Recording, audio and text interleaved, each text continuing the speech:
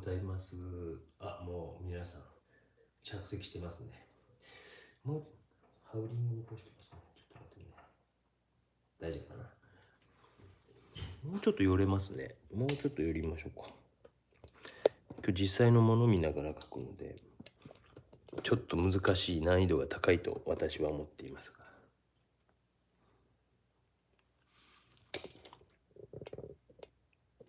皆さんいつもの方々がありがとうございます。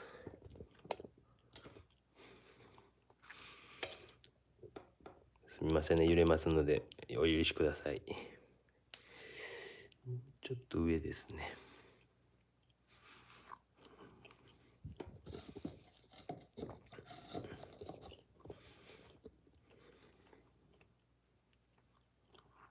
もうちょっとしてね。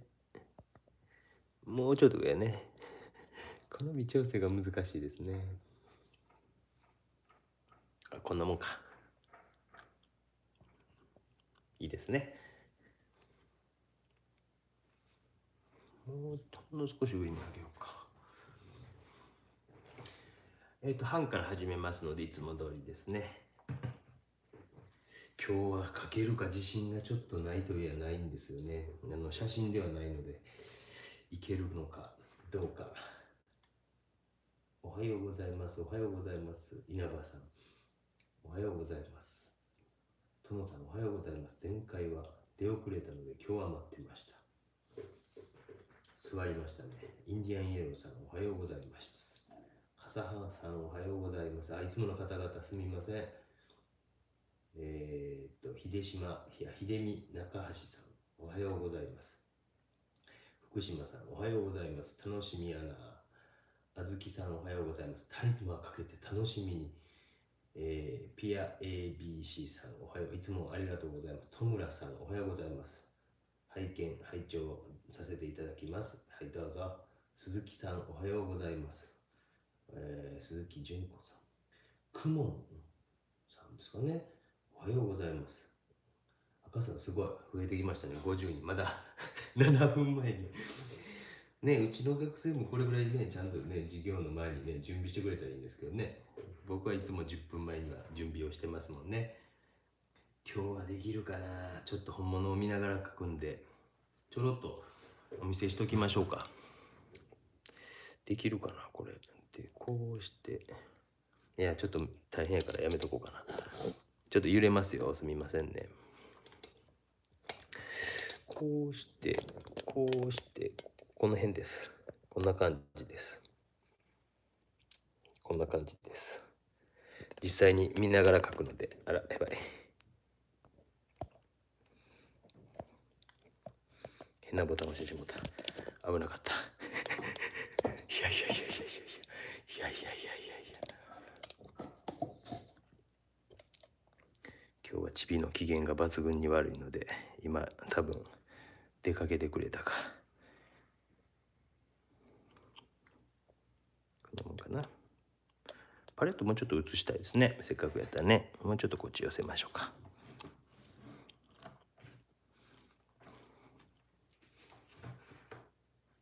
よいしょ。30分から始めますので、のんびりコーヒーでも作って待っといてくださいね。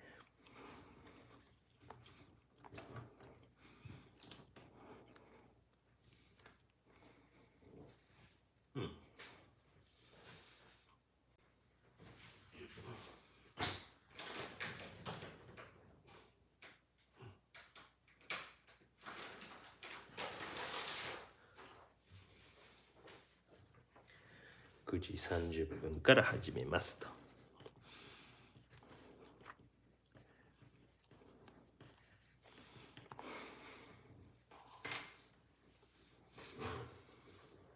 バラです、バラです。なんか急遽買ってきた天気予報を見てですね、今日雨やったからですね。あと庭のクレマチスとチューリップがいい感じに咲きそうなクレマチスもですね、やったんで、咲いてくれんかなと祈ったんですが、無理でしたね。今日はね、パソコンじゃないです。パソコン、買ったカメラが自動でこうピントが合う機能がついていて、手をちょっとでも出すとそれにまたピントがあって、また画面にあってとか、なんかそんなこと繰り返していたんで、固定が多分できるはずなんですけども、そこまでの設定ができなかったので、もうスマホで行きました。で、スマホでなぜ待機中になってたかのなんとなく原因が分かったんで、多分なんですけど、あの YouTube のアプリを一回完全に消してしまうと、それがなくなることが分かりました。だからいけるんちゃうかと。で、やっぱりこれですね、12のプロマックス、ストレージも一番多い、もうこの1台がほぼパソコンというやつですね。なので、そんなにこう、なんていうか画像がすごくいいので、ちょっと買ったやつもカメラもパソコン用のカメラも7000円ぐらいしたんですけど、まあ多分ネット会議用に仕事用では使うと思うんですが、やめとこうかなと思ってですね。おはようございます。ライブ配信、リアルタイムでもう初めて見てください。コメントして、どんどんしてくださいね。で、気づかんかもしれませんけどね、なるべくこう質問には答えていきますので、いつも通りどんどん質問してくださいね。66人。ね、前200人超えてましたもんね。ちなみに皆さんどの時間が一番いいんですか？なんか平日の何時とか、海外の方も後々これを見返した後にですね、ぜひ、この時間にやってほしいとかリクエストがあったら、日本時間のこの時間に深夜3時がいいとか、深夜3時だとまたこそこそ喋ってあれですけど、そういうのあったらぜひ遠慮なく言ってくださいね。ね、海外の方、マレーシアって何時間時差あんねやろな。4時間ぐらいですかね、マレーシアって。ヨーロッパで9時間、アメリカ何時間ですかね。朝からアングリー、アングリーパンダ面白いですよね。あの人、あの人、いや、あの人多分僕はなかなかこう教室では暴れん坊やろなと思ってたんですが、また教室の方から送られてきて、やっぱ15人ほど絵画教室にいて、リーダーだそうですよ、やっぱり。やっぱ僕の予想が当たるな。やっぱそうですよね。今週は56人いたんで、日、月、火、水、木、金の、6日間で配信になります。9人のグループが4日間、10人のグループが、2日間っていう感じになりますね。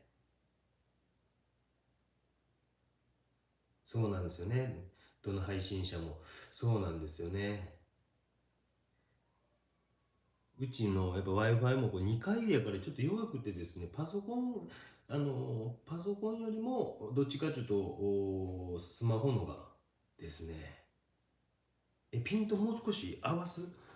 嘘、それ、本当ですか？ちょっと、それ、無理やな。合ってないですか？皆さん。どんなしたらいいのかな？変な触ったら止まっちゃうんですよね。合ってないですか？後々合ってくるとは思うんですが、ちょっと合ってない気がしますね、確かにね。ちょっと合ってない気がしますね。すみません、時間になりましたので、ぼちぼち始めていこうと思います。9時30分。1時間、もしかしてちょっと今日は時間かかるかもしれません。難しいことをしようとしてますので、それはちょっとご理解ください。チビのうめき声が聞こえたな。なんかそれが今日は心配やな。すみません、ピントどうですか？合ってますか？多分後々合ってくると思うんですね。賢いので。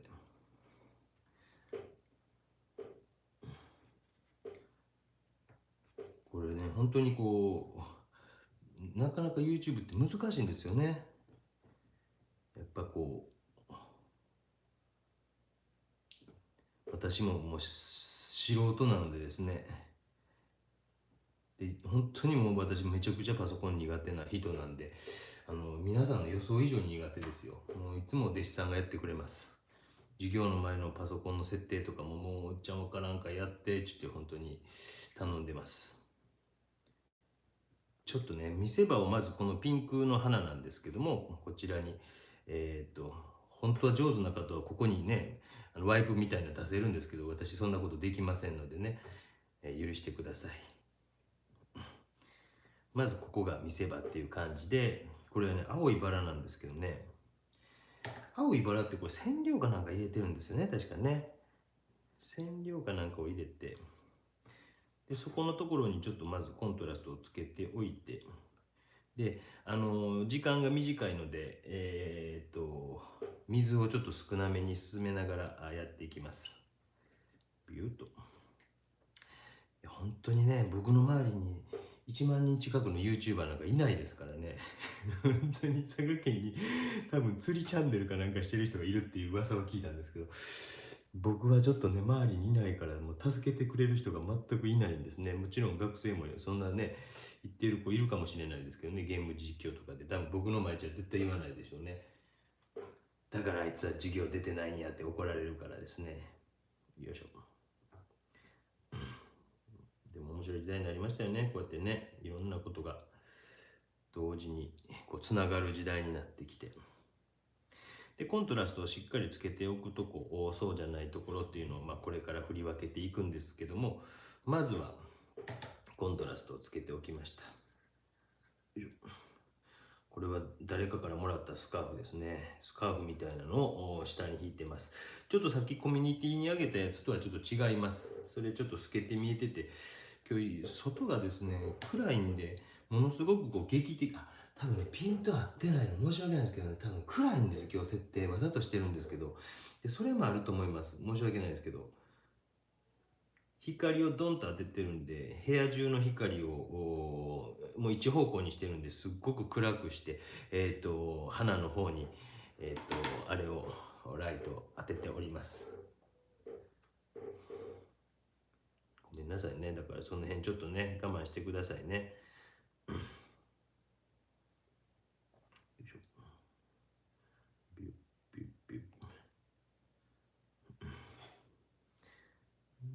なんかね、気づいたら本当に今月5000人以上増えてますもんね。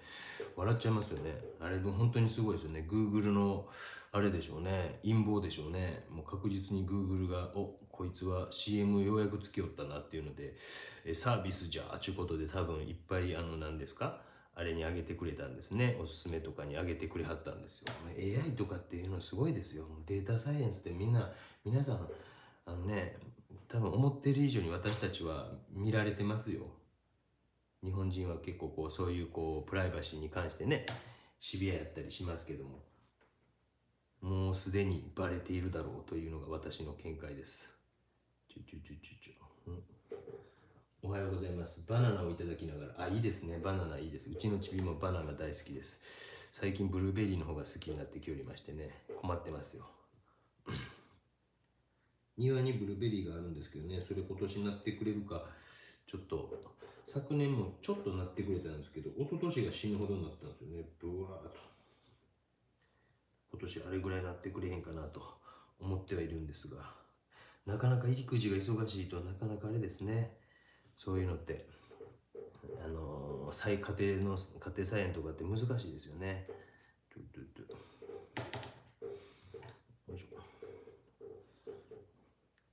メリハリを少し画面の中で強いところと弱いところを今つけているような仕事です。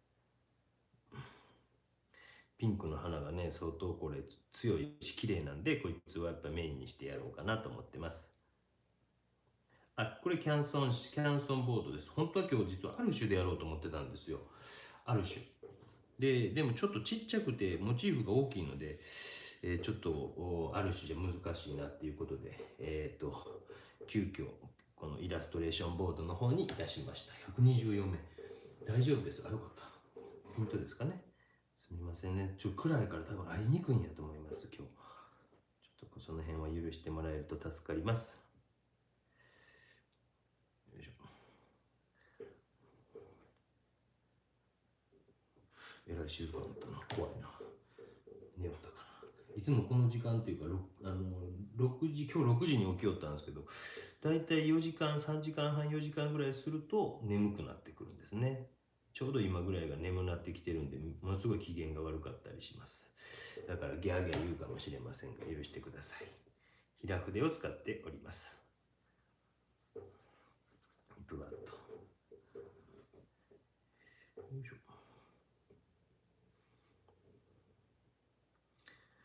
まず周りからですね、面白くないというようなところを少し書きながら、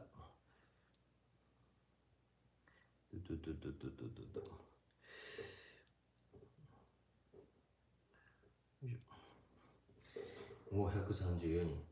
絵画教室の口コミで登録ありがとうございました。もう、口コミがあれですか？悪い噂ですか？悪口言うてんでしょ、どうせね。そうでしょ。おっさん酒ばっか飲んでって言うてはるんでしょ。もう、ちゃんと飲むときは飲みますけどね。ちゃんと働くときは働くんですよ。おじさんだって。尻がやっぱうるさいな。ちょっとだけマスキング液、ほんの少しですけどつけておきました。ギリギリでしたけど、なんとか乾いてくれました。うわー、透明水彩ですね。ホルベインの透明水彩30色セット。海苔の写真、あれチビのね、そうそうそう。あれね、うちの教え子の野党寺伝吉くんっていうね、洋館屋の御曹司みたいな名前してるんですけど、洋館屋の御曹司じゃないんですけども、彼がデザインして、うちの3年生、今度4年生の学生さんが、パッケージのデザインをしました。その子、北海道の出身なんですよね、女の子の方がですね、北海道の、なんて言ったかな、結構こう、内陸部のところだったと思うんですけどね、そこからわざわざ佐賀に来てっていう学生さんですよ。そしてこのブルーはなんか緊張感を持っておきたいところですね。ちょっとこう例えばにじましてあげるような感じにしても面白いかもしれないですね。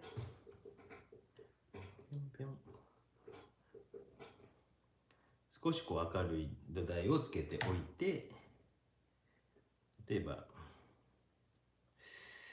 いしょ、何が何だかわからないですね。私自身はできてるんですよ、頭の中で。めちゃくちゃピンク、めちゃんこピンクを置いてみました。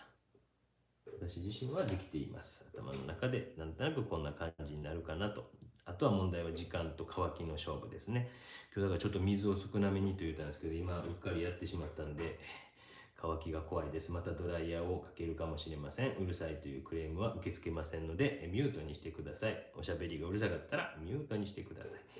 ミュートってわかりますかね？ベルさん、黒猫さん、青いバラ染めてますよね。そうなんですよね。これね、水とかに浸しとくと染料出てきますもんね。そうなんですよね。20年ぐらい前なんですよね、この確か青いバラができたっていう僕もねニュースで見た記憶ありますもんね。で染料のあれを水をずっと吸わせてるみたいなことを言ってて、おおそうなんやっていうのをなんか記憶してますね。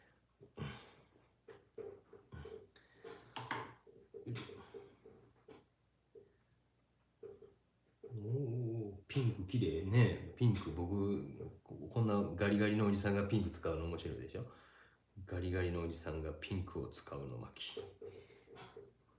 よう喋りながら書けますよね。これ違う人が書いてて違う人が喋ってたら面白いですけどね。実はって言ってね。実は。ぴょんぴょんぴょんぴょんぴょんぴょんぴょん。よいしょ。まあこんな感じでちょっと土台を今作っていってます。まあいろいろね、ライブとかあるでしょうけどね、絵を1時間で描くっていうのはあんまりないかもしれませんね。もうちょっと長いやつは僕は見たことありますけど、自分の中で1時間やったら1時間で決めてますのでね、あんまりこうダラダラやってもっていうのがありますんで、そこは潔がいいでしょう。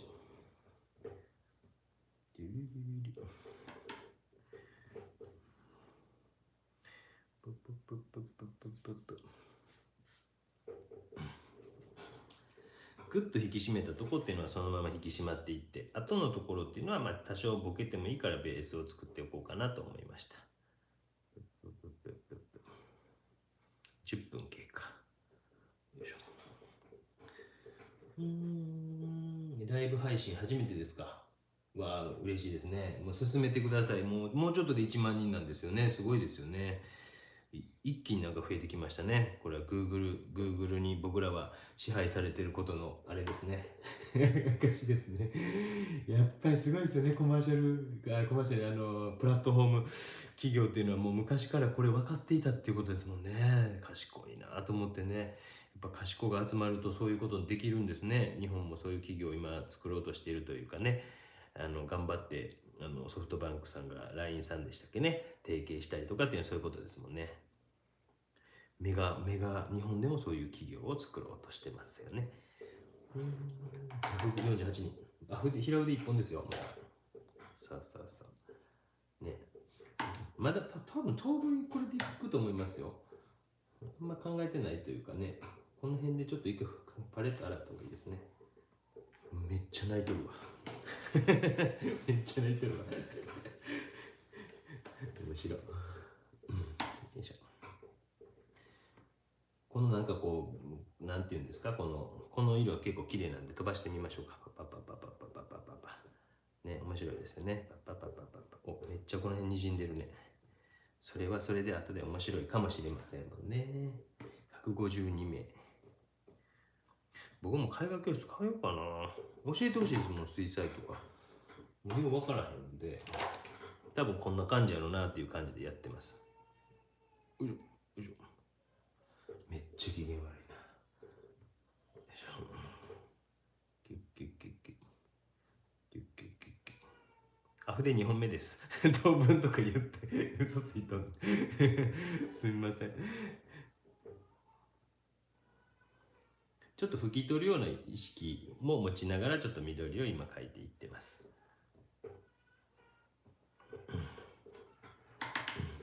もう抽象画としてもまあまあ綺麗でしょというふうに無理やり言わすというね。無理やり言わしてはるんちゃうんと。めっちゃうるさいな。よいしょ。おとんと遊ばせろとも言ってるんですよ、あれね。おとんとこ行きよったって言って。ふざけんな、日曜日やろって。まあ分かってませんけどね、まだね。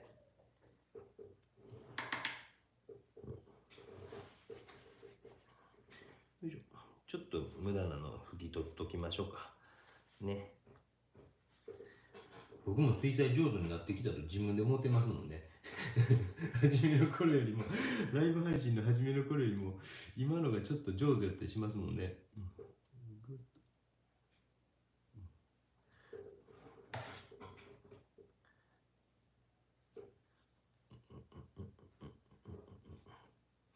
油絵の動画を作ってほしいというリクエストがあったんで、いくつか作ってますのでね、ちょっと待ってくださいね。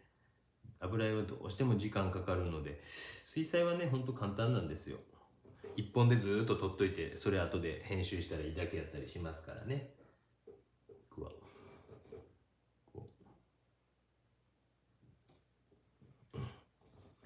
ちょっとずつ、もうちょっと赤くね。先生の人柄だとお話が好きです。そうですか。飲み屋とかの今朝あげたやつだいぶ酒飲んだそれで撮ってたんであれはね飲んでたですね。飲んででももう今日のうち昨日全部取りました。100じゃないな何日間分ですか、全部取りました。今週1杯分。今週はちょっと週末に、佐賀テレビさんのライブペイントをやらなあかんので、ちょっと早めに動いておこうと思いまして、土曜日のうちに全て取り終えました。170人。臆病なんですか。深い愛をがっつり乗せるに不安。いいんですよ、大丈夫。誰も失敗しても何も咎める人はいないでしょう。いますか。旦那さんが「お前その青赤いやろ」とか言う人いませんよね。そうそう、もう気にせずね、そんなに言ってください、やってくださいね。この辺で一回乾かしたいとこは乾かしたいんですよね。ちょっとどうしようかな。ちょっとドライヤーうるさいかもしれませんけど、かけさせてくださいね。よいしょ。沢田研二のね、左手にドライヤー、右手にピストル。若い人わからんね。心に花束、唇に火の酒、背中に人生を。ピンク。うわ、食器の、何ピンクというんですかね。めちゃくちゃピンクですね。めちゃくちゃピンクっていう名前で売ってますかね。何ですかこれ。すごいですね。えげつないですね。えげつない。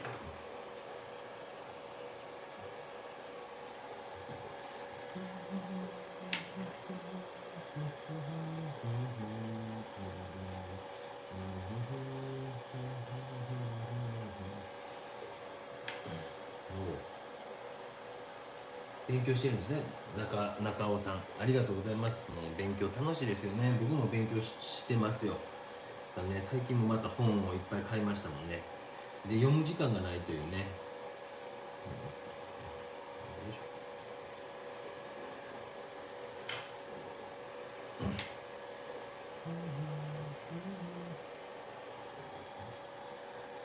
で、土台としてはなんかこう柔らかい感じの土台を作っていきたかったのと、少し青系が強めの全体的にですね、その中で赤系のピンクがポンと映えるようにならんかなというふうに祈りながら土台を作りました。で、土台ファーストウォッシュをちょっと今乾かしている段階です。でもまあライブなので時間も限られてますので、同時に乾かしながらやってます。鼻歌、あ、そうか、鼻歌歌ってたね。よう言われます、学生に。先生いつも歌歌ってますね。楽しいですもんね、絵描くのね。僕は楽しいので、いつもなんか鼻歌が出てきますよ。ピューピューピューピューピューピュー。あ、お隣さんが出かけてた。お隣さんにミモザをもらったんですよね。それを描こうか迷ったんですが、もうモチーフがワンサとなるのでやめました。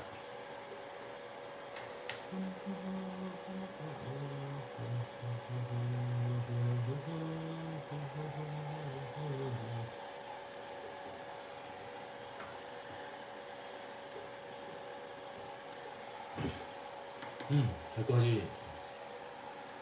あ、ワンチン作りましたか。めっちゃ便利でしょ。そうでしょ。言われてましたもん、文法堂の人に。なんか最近ワンチン売れへんなと思ったら、先生教えてたんですかって言われましたもんね。別にね、僕はあれなんですけど、めっちゃ便利でしょ。スピード2割上がりますよ、絶対に。僕それいつも言うてますもん、学生に。作ったら2割上がるでって言って。でもなかなかね、作らない子は作らないですもんね。もうそれはよう言うてますけど、そういうので即座に行動できる人が成長しますよね、間違いなく。一つ言うたら一つ行動できる子が、後でやるっていう子って意外と後でやらないですもんね。あ、やっときますとかね、僕よう言いますもん、こうね、早い子に仕事来るよって当たり前やけど、つって、仕事が早い子のとこにね、やっぱ頼みますよね。あの人に頼んだらすぐ返事があるから楽やって言ってね。よいしょ。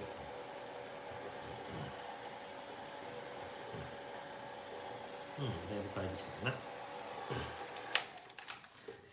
もうちょっとやっときたいんですけども。おお。水彩の紙、高いやつがいいですよ。絶対そりゃそうですよ。300円と300がいいですよ。もう絶対そうです。なんでかって、ベロッとならないからです。もう間違いなくそれは言えますよ。もし本当にプロになりたかったら、やっぱり紙使ってる方が絶対それはね、商売考えたら、これ安い紙ですって言うて、ね、高い値で売ること難しいじゃないですか。ありましたもんね。なんか金箔を貼ったら値段が何%増すとかっていうの昔そんなこと画廊から言われたことあって、先生金箔貼られたらどうですかってわけわからんこと言われたことありますけどね。やりませんって言ったんですけどね。そうなんですよ、本当に。もういいの使って、その後一回安いの使ってみたらやっぱりいいのがいいやって思うこともありますし、逆のパターンもありますもんね。私もある種って使ったことないから使ってみたんですけどね。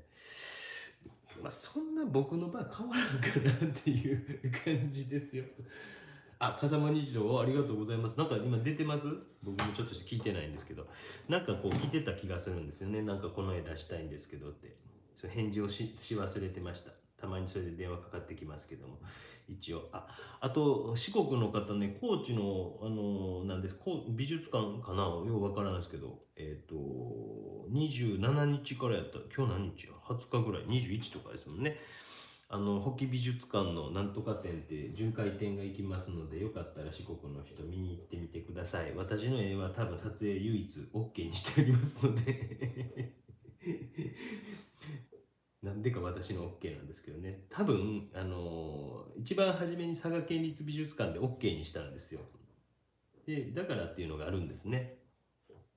他のはやっぱりこうポストカードとかも売りたいけど、でも SNS のやっぱ活用したいという気持ちもあられるんだと思うんですね。だから私のは撮影 OK になってますから、よかったら見に行って、撮影してハッシュタグでつけてなんかツイートとかしてくれると嬉しいなと思います。よろしくお願いします。コーチです。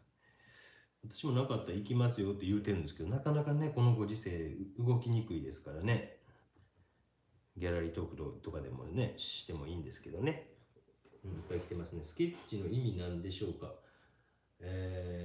スケッチや外で写生は好きです。スケッチはそこから大きな作品をするためにスケッチを。そういう目的もありますよ。大きい作品のためのプランニングとしてのスケッチもあれば、やっぱり自然をちゃんと見て描いて、もののこう成り立ちみたいなのを、やっぱり写真やったら2次元じゃないですか。3次元の中での成り立ちみたいなのとか、光のこう感じとか、例えば私なんかやったらそこの温度とか湿度とかっていうのを確かめたりする作業のために、スケッチをしたりもします。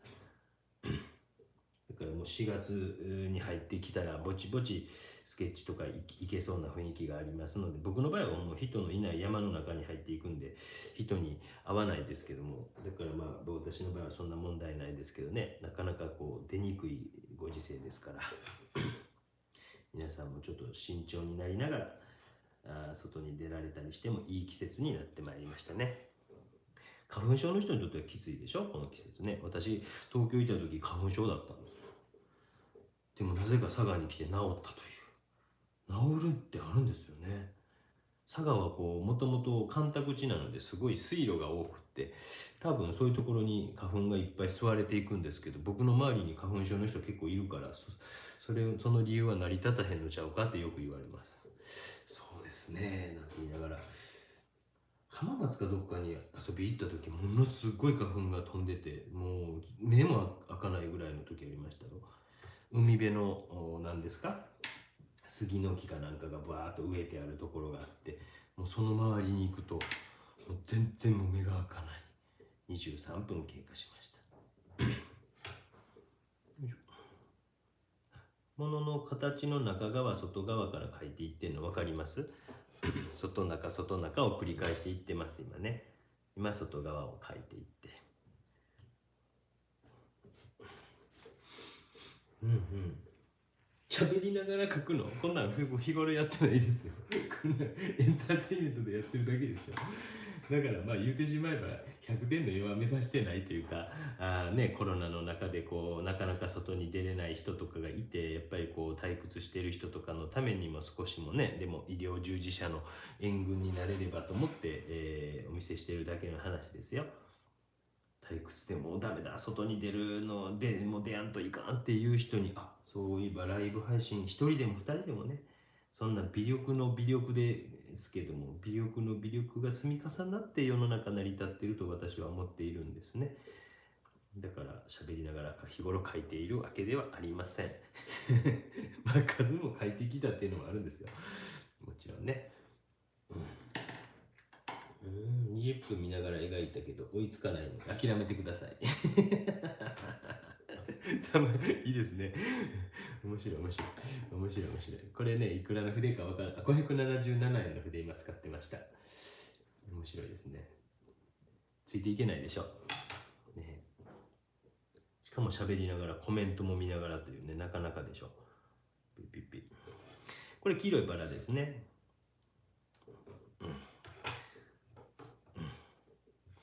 まあなんかベタをこうあんまり描きたくないというのが私のこう腐りきった根性なんで、そういうところあるんですが、私の佐賀のお師匠さんと呼べるような人が、小木曽君のベタがもっと見たいなっていうことを言われるんで、ちょっとベタを描いてみましたっていうことですね。よいしょ。ちょっとこの辺少し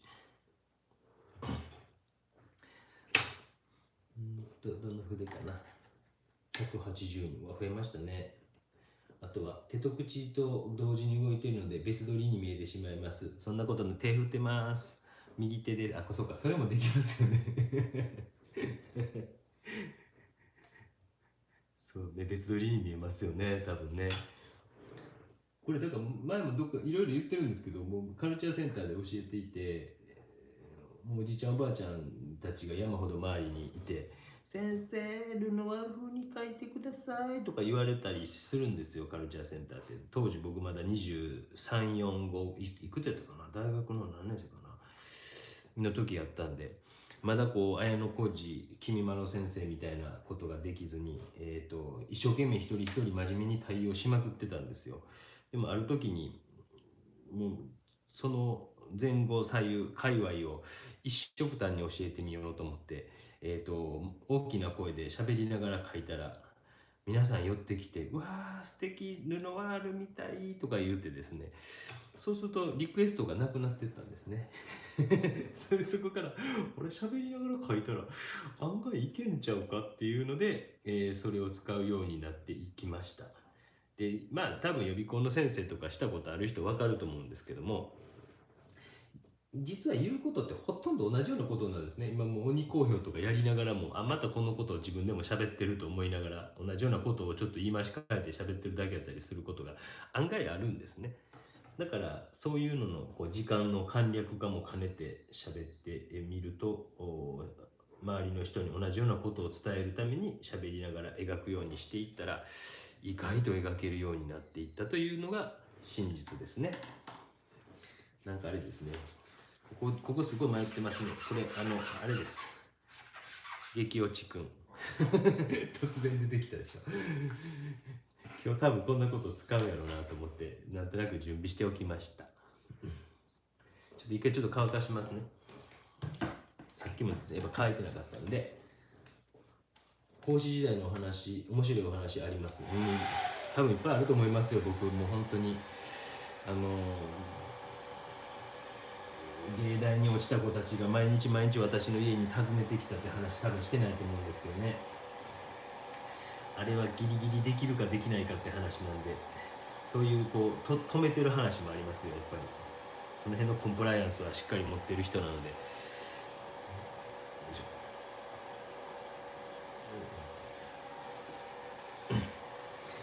笠間西堂の先生の読みに行きます。手と口が同時に動いて別撮りに見える。おじと少年に画家になろうと決めた作品はどの画家のどの作品ですか？これもどっかで話してると思うんですけど、ルノワールの、アルジェリア風の衣装を着た女たちという作品で、アルジェリア国立西洋美術館の常設展にあります。で常設展のたまたまなんかこう親戚のおばちゃんが東京に遊びに行っていた時に、親戚のおばちゃんが電車に新幹線なんかやったかな、奈良のに帰る遊びに行って帰る電車の時間を間違えて時間ができたんですね。でちょっと時間あるから国立西洋美術館でも見に行ってみようかっていうことになって、そこで見たルノワールの絵を猛烈に感動して、ルノワールの多分20歳そこそこの絵やったと思います。でその時は漫画家になりたかったりしたんですけども、うっすら気づいてたんですね、僕には文才がないと。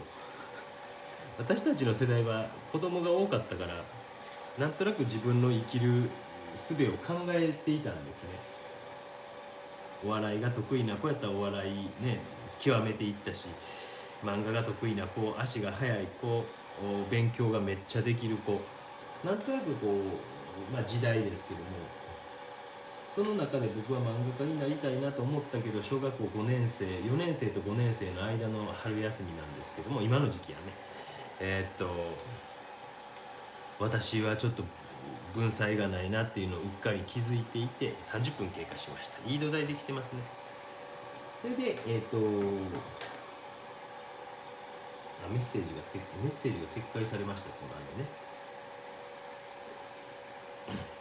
それでその時たまたま見たルノワールの若い頃の晩年のぽっちゃりした人じゃないですよ。ぽっちゃりした絵じゃなくて、よいしょ。200人。うわ、すごいな。イラストと水彩画の線引きで悩んでます。もうどっちでもいいんじゃないですか俺も最近それ分からなくて同じこと悩んでます、正直。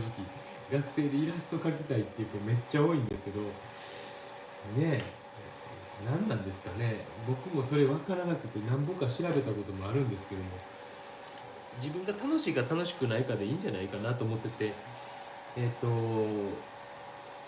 すごくこう軽めにこう描いてるという感じのものはイラストにするとか、逆にすいません、カメラ頭をぶつけました、すいません。逆に、そうじゃないものは絵画にするとかっていう風に線引きしてあげてもいいのかもしれませんね。ちょっと乾かんので、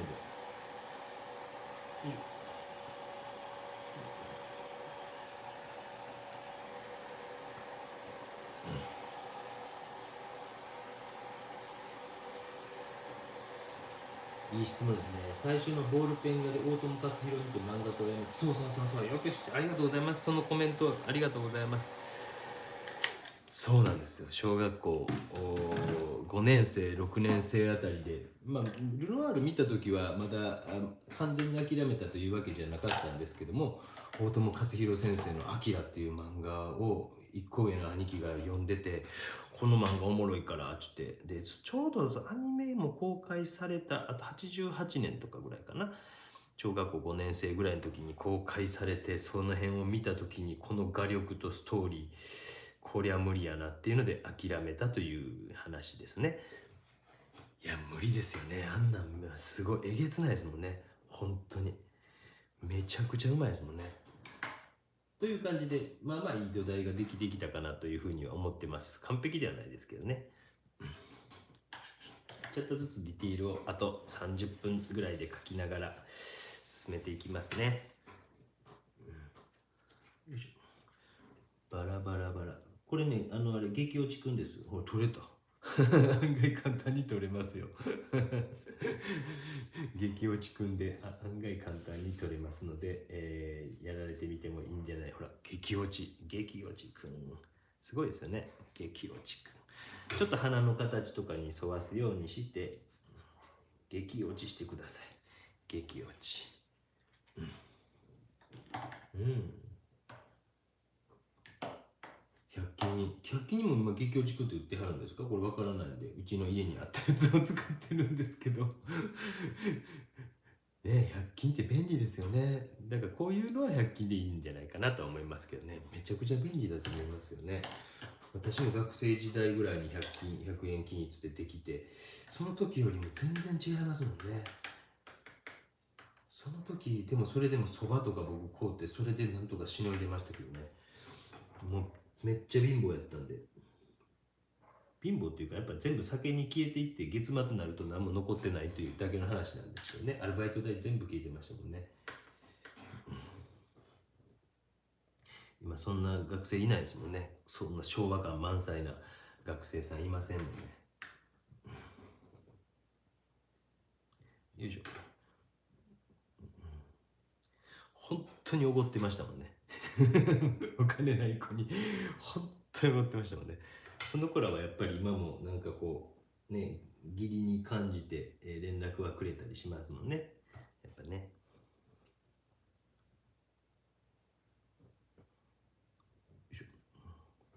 10万持ってって3万しか残らなかった話ってしたことありますっけ？その話、東京芸大の合格発表の合格発表じゃない、試験の日の話したことありますっけ？文才ね、僕ね才能なかったから、多分Facebook で、10年ぐらい前に始めたんですけど、文を書く訓練のためにやってたんですよ。文を書く訓練。それで初めの頃めっちゃ長い文章書いてますよ。もうめっちゃ。でそれになんかまあまあいいねがついて、文才あるって言ってもらって、でももう猛烈なコンプレックスで、今も実は大学でも論文も書いたことないんですよ。書きなさいみたいに言われたりしますけど、まあね、著書は意外とあったりするんで、まあまあまあなんて言いながらごまかしてるんですけど、そうか、そのさっきの芸大の話ね。東京芸大の予備校の先生を長らくしていた時に、ある年になって一次試験と二次試験の間があるんですね。で一次試験が当時確か3月の5日が大体6日か5日が試験で、9日か10日に、発表があるんですよ。でそこで5分の1ぐらいに絞られるというめちゃくちゃシビアなんですよ、一次試験って。で残った5分の1、それでも500人ぐらいいるんですよが二次試験に行くと。でもうとにかく当時は浪人生とかも山ほどいまして、浪人生も山ほどいて、それでまあ言うてしまえばね、ダメやった学生さんってもうそこで1年間が棒に振られるというか、二次試験で油絵も描けないんですよ。で東京芸大一本の学生ってめっちゃいたんですよ。今いるか分かんないですけど、昔はめっちゃいて、で結局はその油絵の練習も一応するけど、一次試験で落ちたら油絵描けないんですよ。すごいですよね。めっちゃかわいそうでしょ。でそういう学生さんたちが案外いて、である年になってバッと落ちた子たちがいて、でどうしたらいいかわからん、親にもなんかもう浪人なんかすんなとか言われてるとか、もう3浪目4浪目とかもう無理やとかいう子たちが夜な夜な僕の家に集まるようになったんですね。一次試験終わって二次試験の間というか。それで僕はそのじゃあええよっつって遊びおいでっつって、うち葛飾区の金町っていうところで水元小学校とかのすぐ近くやった気がするんですけど、とにかくこう東京都内にせっかく東京に住んだのに東京に住まんわけにはいかんと思って探しに探したけど、東京でなかなか家賃が安いところがなくて、行き着いた先がその葛飾区金町というところでした。隣駅は松戸なんでほぼ千葉やろうと。千葉の松戸の方が物件が高かったんですけども、便利も松戸の方が良かったんですが、意地を張って、そこに住んだんですけども、やったら、夜な夜な私の家に一次試験で落ちた子たちが集まってきて、で夕方になると僕は高校生の指導のために、夕方から出勤していって、そしてまた戻って家帰るとまた人が増えてるんですよ。でもうどんどんどんどん増えてって、最後10人15人ぐらいが毎日僕の家で酒盛りをしているという状態で、僕は毎日予備校に行ってクタクタなって帰ったら、そいつらがなんか「おかえりなさい」みたいな感じでいて、で結局もう二次試験まで突入してもまだいっぱい学生たちがおって、で二次試験が今日確か終わるよなみたいな話したら、そうっすねちょっとおじさんちょっとみんな迎えに来ませんかちょっとわけわからんことを言い出したやつがいて、それで確か78人で行ったような記憶あるんですけどね。芸大の二次試験の試験の会場、東京芸大のところに行って、試験が終わる時間分かってますから、大体その前に、美術の向かいに音楽の建物があるんですけども、そこの前で、座り込んでですね、お酒を山ほど並べてですねもう時効ですよ。めっちゃ古い話ですよ。2002年ぐらいの話。酒を並べて待ってたんですよ。そうするとこう門が開いて、試験が終了と同時にゾロゾロと受験生が出てきて、他の予備校はですね、試験に受かったっていうだけですごいこと、一次試験に受かったっていうだけですごいことで、次の年もう一回浪人するとなったら、何ですっけ、奨学金みたいなのあげるからうちに来おへんかみたいな感じで、勧誘をしてるところもあるんですよ。門の前で違う予備校が。まだ要は二次試験の発表前ですよ。だから二次試験が終わったというだけで、その一次試験通ったという学生さんを勧誘していたというでもその中、私とかその周りにいた、子たちが、酒を山ほど買ってきて、同じ予備校で頑張ってた子たちが二次試験が終わったら、出迎えてあげようじゃないか、よし分かったみんなで行こうということで行きまして、で門の前で、私たちは酒を山ほど並べて待ってました。当時日本酒とかね、一升瓶とかを、そうすると門が開いた途端にこう試験終わった学生がぞろぞろ大荷物を抱えて出てくるんですね。油絵の具とかを持ってますから。でゾロゾロも来て、よく見ると、お前、そういえば予備校の、浮所さん、こんにちは、みたいな感じで、ちょっと酒でもいっぱい飲むかっちって、そこの場所で酒をみんなに配って歩いたと。で、そしてそれが結構人が増えてきたから、ちょっと町の方というか、まずその昔あそこに噴水があったんですけども、そこの噴水の横で20人ぐらいいたと思いますけどね。20人ぐらいで酒盛りをして、ちょっと飲み足らんというので、上野の町へ消えていきました。で、朝、気づいたら、財布見たらですね、10万ぐらい持ってったのに7万ぐらいなくなってるんですね。そういうことですね。おごってあげたんですよ。優しいでしょ。そんな優しい話聞いたことありますか？という予備校のお話でした。全体がね、これで2層目ぐらいが出来上がる。210も増えたね。すごいですね。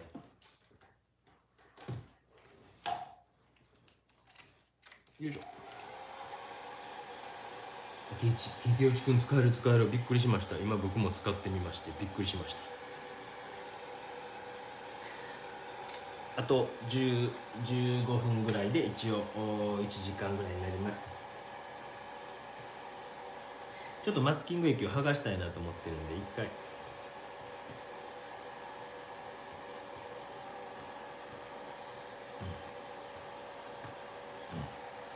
ね、質問があれば。これ普通のこれ手木語ってこんなんホームセンターに売ってる100円ぐらいの木ですよ。もう本当にもうそんなんばっかりですよ使ってるの。それをただ動画のちょっと見えないですけど、木を机にガムテープで貼り付けてるだけです。こういうの見えてますよね、この辺にガムテープが。で、木をちょっと高い木を貼り付けてるだけです。めちゃくちゃ簡単です。そうなんかね、特別なもんなんか使ってないんですよ本当に。で、結構それは皆さんあるかもしれないですけど、特別なものなんか使ってないですよ本当。ホームセンター好きですね。九州やるグリーっていうですね、グリーって終わりましたね。特ダネも終わっちゃいますね。ホームセンターのグッデーで売ってる木を買ってきただけです。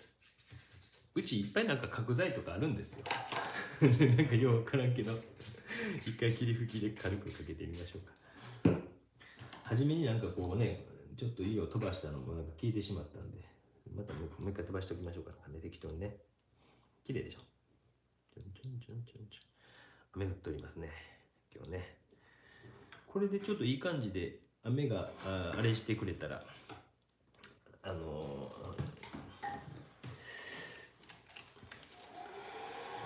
すごいね。そうちょっとだけね、ほんの少しだけマスキングしてまし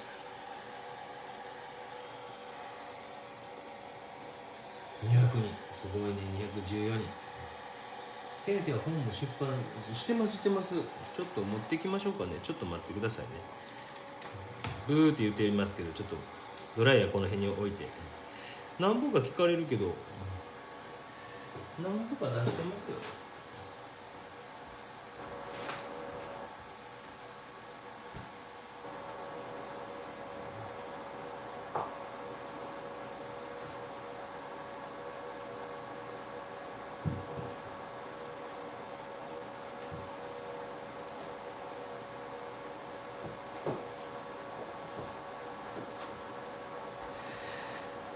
そこにあったやつなんですけど、これなんか多分古い本ですよ。おそらくもう何年前かな、2004年やから17年前。でもちょっとしか書いてないですけど、こういうの作画協力でこういうの書いてます。あら、こういうの書いてます。わ、226やって。で、多分デッサンの本も山ほど出してますし、油絵の本も小木曽誠って監修油絵入門ね出してますし、これやったら去年の7月号ですか、2020年の7月号に塩谷くんの絵があって、私の作品がよいしょ、いっちゃん初めにこうやって載ってますよ。ほらね、筆のこととか全部言うてますし、ぜひこういうの買ってくれた方が私は質問が減るので楽やなと思ってますけどね。なんてことを言いながらちょっと乾いていってますね。大体答えたかなね。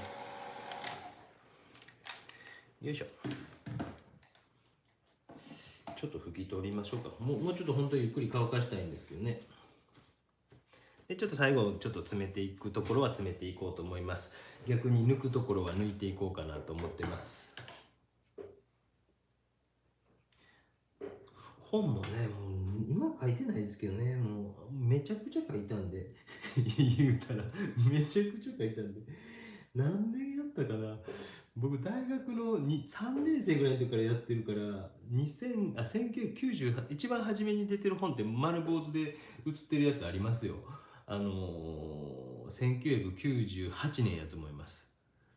確かそんな本もありますし、その後2010年ぐらいまではさっきの最後のやつが油絵の本が一番最後ちゃうかなと思います。もうなんかええかなと思ってで、あと美術の窓さんとかから頼まれたら「あ、いいですよ」って言って、書いてあげたりもしますけども、あれは去年のやつですかね。去年の美術の窓さんの髪の毛を極めるという本ですね。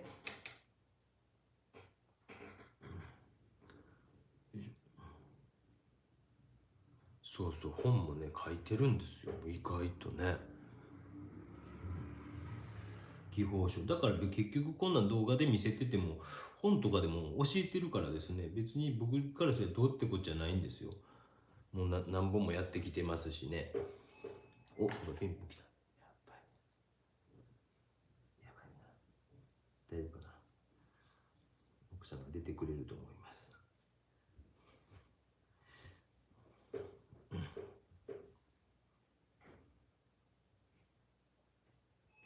うっさいな。すみません。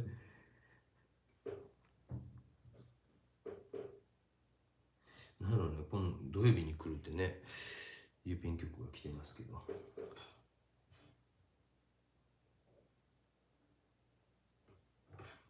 土曜日に来るってなる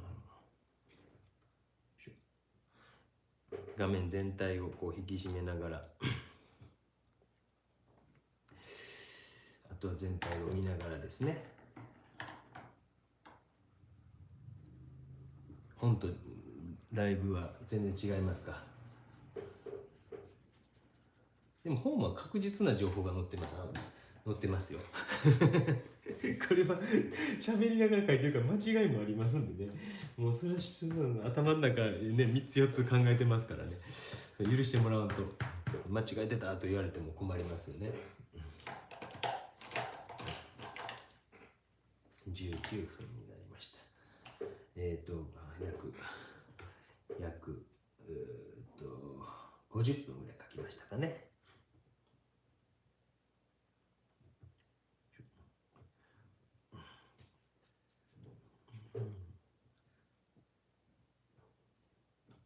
直接こうやって聞けるのがいいですよね。本当ね、皆さんね、質問とかね、あればね、どんどん聞いてください。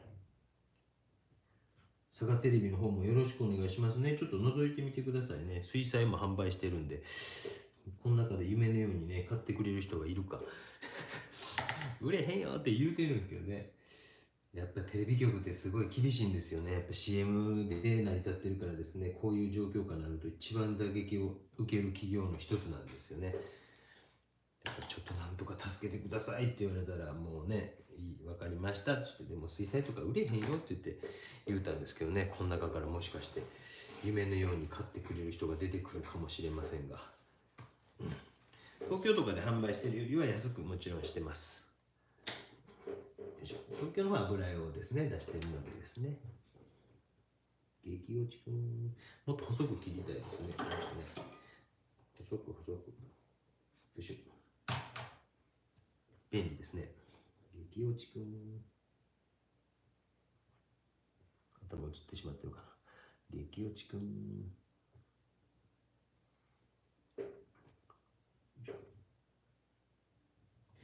こういう YouTube で流した映画結構出てるかと思います。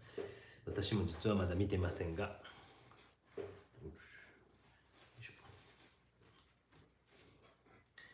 偶然と必然とを織り交ぜながら1時間ほどこうやって書いていってます。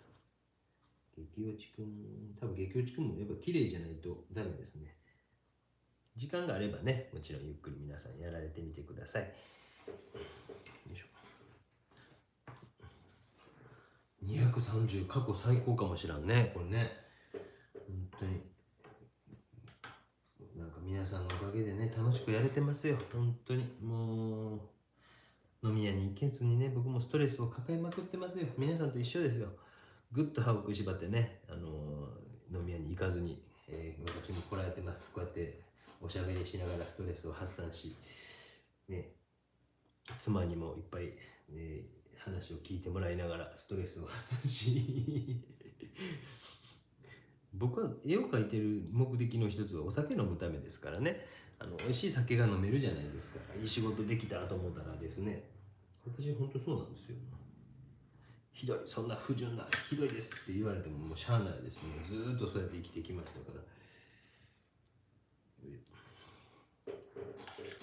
ら。わ、ありがとう。うわあ、また前回も確かね、もう景気落ち込んだいというか、今日ね、本当に子供のね、おむつをね、買えなくてね。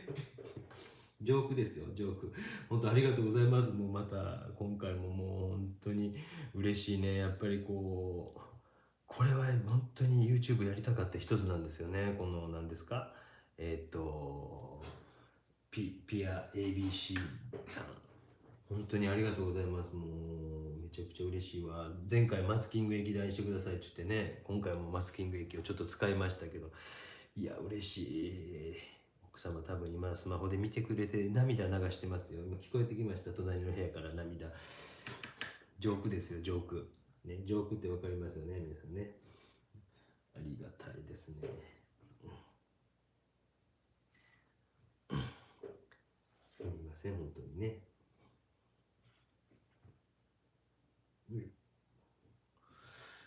ちょっとずつちょっとずつこう書き進めながらディティールも形を描いたり出したり引いたりっていうことをしながらですね。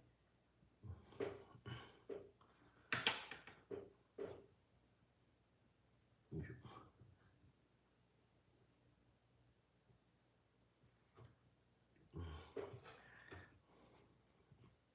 最終的にはやっぱりちょっと形も出していかんといかんと思うんで、ね、出さんままいくっていうのもちょっと難しいので、この絵に関しては少し形を出しながら、ギリギリのラインでしょうね。あんまりこう出しすぎてもかっこ悪いでしょうし、うわ、230人ってすごいな。230人。本当ね、皆さんいろんなところでまた見てはるんでしょうね。230人ですよ。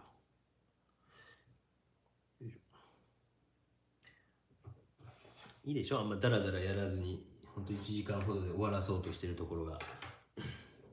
初めて見られる方もね、こんな喋りはるんやってどこで終われればいいか、お腹が空いてきたら僕終わろうかなと思ってますでこれももう今描いてるバラのやつは油絵かなんか起こそうかなと思っていて、まあ水彩はこんなね1時間程度なんでできる範囲限られてるんであれですけど、油絵もまあちょっと一発書きでどこまでかググググっと書いてみせて、あげようかなと思ってます。確か北海道の方やと思うんですけどね、ぜひ油絵をもっと見たいですっていう風にリクエストがあったんで、油絵の一発書きでバラかなんかを描いたっていうのために買っていて、ライブ配信に関しては時間が来たら終わろうかなと思っていますいやー、激落ちくん大になるわ。めっちゃありがたい。ちょっとね、こうもう少しこうハーフトーンを増やしていきたいなっていう感じがあるんで、少し水を多めにしながら、よ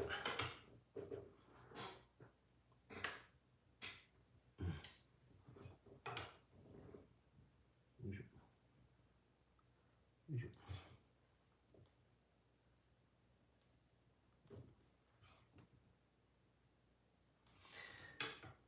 来週はそうだな、佐賀テレビのできるかな。天気がですね、雨降ってもテントを張ってくれるっていうからですね、できるとは思うんですけども、やると思うんですけど、満開になったら一回軽くスケッチに行こうとは思ってるんですけどね、そういうのももしかして動画にしておいたらいいのかもしれませんね。場所は佐賀城、佐賀のお城があるんですけども、そこの本当に周りというか、九州っていうか佐賀の方とかもし見られてたら遊びに来てもっていいですよ。サッカーなんかして囲いは作っておきますけども、すごく近づくことできないですけど、こんな感じなんで喋ってもってもいいですし、全然話しかけてもってもいいですよ。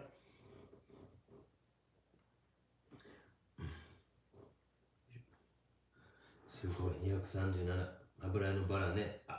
ね、そういうのもね。P さんありがとうございます。どこでお買い物できるか。どこで買い本ですか。本多分ネットで行けません？僕ちょっとわからないですけど、ネットで小木曽誠ジャングルさんかなんかで頼まれたらちょっとは出てくるんじゃないかな。悠々出版っていう会社と、さっきの油絵の方に関してはグラフィックですね。グラフィックさんで出してますよ。便利になりましたよね。僕も15年前こっちに引っ越してくる時に、やっぱ買い物筆とか絵の具に関してめっちゃ不安だったんですよね。でも私の行きつけズブズブの関係にある渡辺画材さんとかがめっちゃ親切に私の要望に応えてくれるというかですね、そういうのもあってめちゃくちゃ助かってますもんね。ちょっと画面の構成上真ん中に集まりすぎているので、少し、向こうをやってみたりとか、ちょっと汚い色とかをもう置いてみても案外良かったり、黒を少し置いてみたりとかちょっとして最後の微調整をしつつ、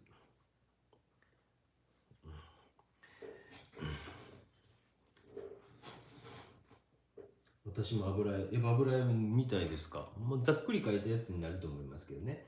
一発構造を作ったりすることもいいんですけども、一回こうやって書いておくと大体形の認識とかできるので、そこまで難しくないというかですね、私の場合ですね。皆さんは難しいかもしれませんけどね。雰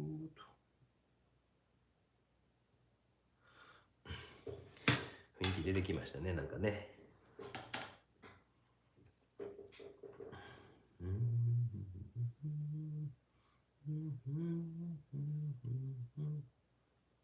卒業式なんですよ、来週で。やっぱりですね、学生さん謝恩会とかできないのがかわいそうですよね。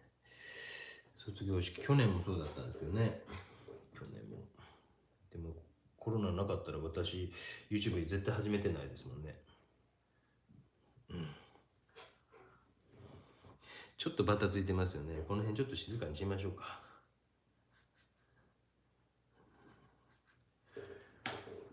いや、思いっきり息払って感じでしょ。もうガラスなんかもう見せ場やないけど、ガラスの方が強くなってますもんね。だからちょっと全体的にこの辺とかをもう調整した方がいいかなと。まだもうちょっとこっちが強く見えてほしいですもんね。すみません、ちょっと延長しそうです。そんなに長々はやりませんが、ちょっと延長します。そういう画面の微調整とかを少しやりつつ、コントラストまた付け直すとかね。水彩の場合どうしても乾いてくると色がちょっとね明るくなりますんでね、その辺の調整みたいなのは必要だと思いますよ。うわ、250やってめっちゃ増えた。250人やって、この辺も出んといてね。また完成っていうか全部終わったら何ですか、コミュニティ欄に載せておきますんで、僕得意な英語が出ましてね、コミュニティ欄に載せておきますんで、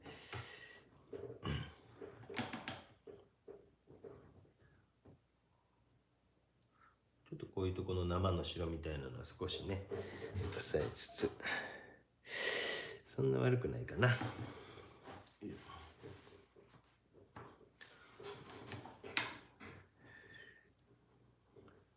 なんとなくこっち側に逃げていく形がちょっと弱い気がするんで、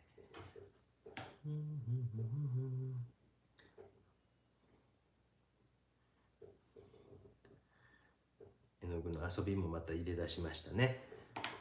紫とか入れてみましょうか。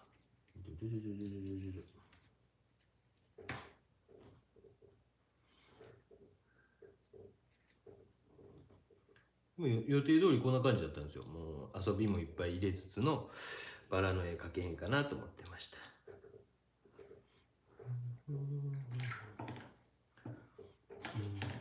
わ、ありがとうございます。赤坂さん、もうすみません、よかった。もうほんとこれパンパースからニューメリーズに帰れますよ。もうなんかちょっと吸収性の強いやつじゃないとですね、おしっこ漏れちゃうんですよ。すみません、めっちゃありがたい。これでニューメリーズに帰れる。ちょっと高級な方が、パンパスも高級やったかな。すみません、ありがとうございました。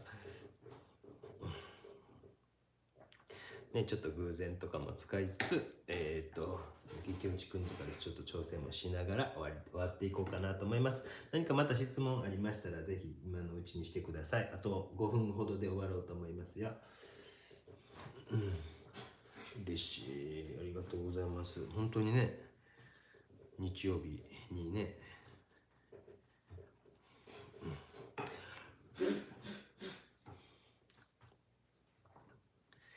よいしょ。鮮やかにしたいな。人間って欲が出てきますよね。そんなもんですね。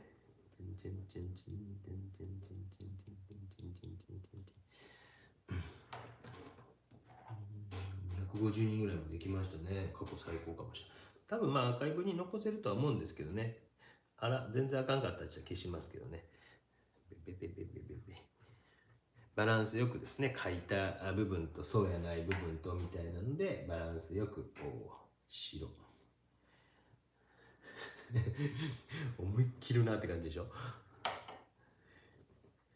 画面の中の構成としてちょっとこういうところにあってもいいかなと思って、やばいやけくそになってきたって思ってるかもしれませんけどね、ちょっとやけくそですね。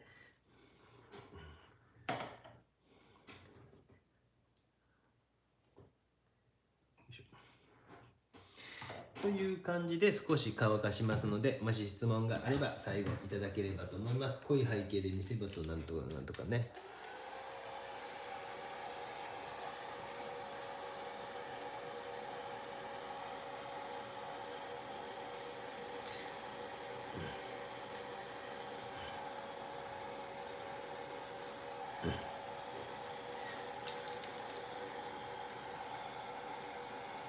聞いてるでしょ聞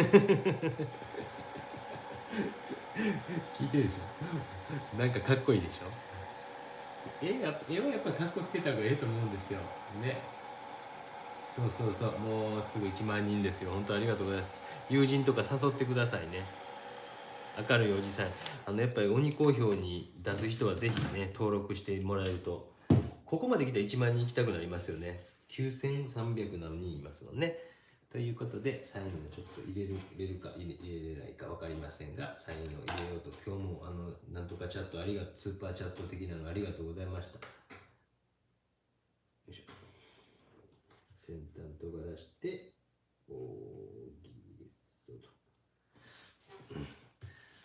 そしてマスキングテープをちょりちょりちょりちょりちょりちょりちょりちょりちょりちょりちょりちょりちょりちょりちょりちょりちょりと。